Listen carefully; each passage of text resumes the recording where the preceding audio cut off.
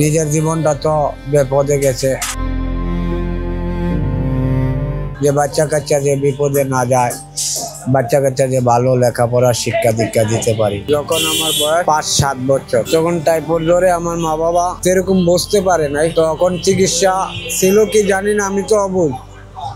তো টাইফয়েড জ্বর হওয়ার পরে তো এই হাতটা দিয়ে আমার টাইফয়েড জ্বর গেছে, যাওয়ার পরে হাতটা দিয়ে কিছু আমি ধরতে পারি না, কর্ম করার আমার শক্তি নাই।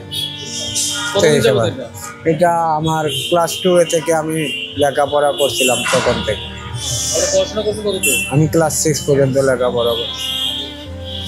তারপরে বাবা মারা যাওয়ার পরে আর লেখাপড়া করতে পারি নাই, কর্ম করতে পারি না।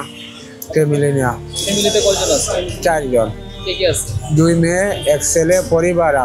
আমার পরিবার বাড়িতে সিলেট থাকে, বাড়িতে থাকে।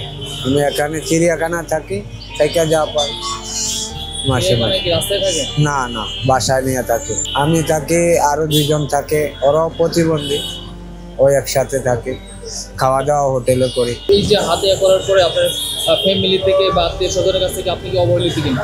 কিছু কিছু তারা ঘৃণা করে, দেখতে পারে না, টাকা পয়সা চাই সংসারের জন্য, খরচপাতি করার জন্য। তো তারা বলতেছে আমরা পারবো না, তুমি তোমার ব্যবস্থা করো। তাই না পারার সাথে হাত পাততেছে। কত বছর যাবত আপনি ভিক্ষা করছেন? আমি আজকে 4-5 বছর ধরে ভিক্ষা করি। এর আগে কি করতেন? এর আগে আমি কাঁচা ফুলের ব্যবসা করতাম, তাই ব্যবসার লস হয়, এই জন্য আর করি না, এখন হাত পাতি। ছেলেমেয়েরা কি লেখাপড়া করে? হ্যাঁ, লেখাপড়া করে। বড় মেয়ে এবার পরীক্ষা দিছে, 5 পরীক্ষা দিবে। আর ছোট ছেলে মেয়েরা এইবার 2 ভর্তি করাইছি। আর ছোট ছেলেরা ছোট কোলে লেখাপড়া শিখাবো, ভালো কাজে দিতে চেষ্টা করব। যদি আল্লাহ আমার ছেলে মেয়েদেরকে তাকায় তাহলে ভালো, তাদের পজিশন মতো তাদেরকে কইরা দেবো আমার তৌফিকে যা আছে। আমি চাই লেখাপড়া করে আর তাদেরকে মানুষ করায়, তারা কর্ম করে খাক। নিজের জীবনটা তো বিপদে গেছে, যে বাচ্চা কাচ্চা যে বিপদে না যায়, বাচ্চা কাচ্চা যে ভালো লেখাপড়ার শিক্ষা দীক্ষা দিতে পারি। আপনার কি এই অবস্থানের জন্য কি আপনার আফসোস হয়? হ্যাঁ, একটা অঙ্গ নাই, আফসোস তো হবেই। সবচেয়ে নিচু কাজ চাওয়া, তাই আর কি করব।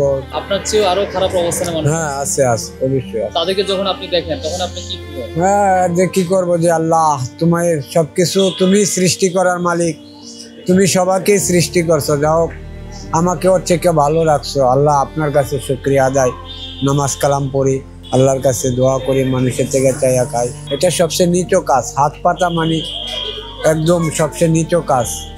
ওইটা না করে যদি আমি ছোটখাটো একটা ব্যবসাও দেই, আমি আল্লাহর কাছে জবাব দিতে পারবো যে হ্যাঁ, আমি কর্ম করে খাইছি, আমি প্রতিবন্ধী ছিলাম, অসহায় ছিলাম, না তো আমি জব দিতে পারবো না। আমার নাম মোহাম্মদ কামাল হোসেন, আমার বাড়ি সিলেট তামাবিল রোড, খাদেমনগর, লালকাটঙ্গি, শাহপুরান মাজারের পাশে।